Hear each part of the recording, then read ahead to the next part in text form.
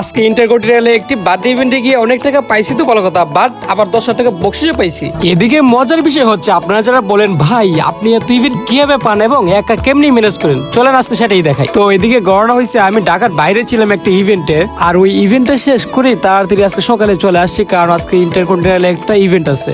আর আমার ইভেন্ট গুলো যেহেতু পরিচিত মানুষের রেফারে বেশি হয়, সো সে কারণে আমার একটার পর একটা ইভেন্ট লেগেই থাকে। তো যাই হোক, আলহামদুলিল্লাহ আজকের ইভেন্টটাও আমরা খুব ভালোভাবে করতে পারছি।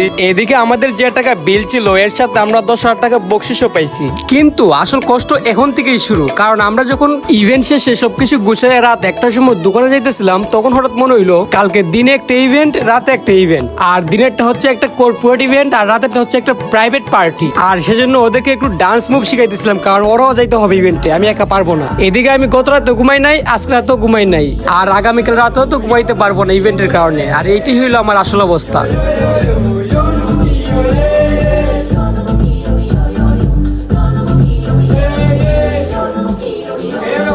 Yeah.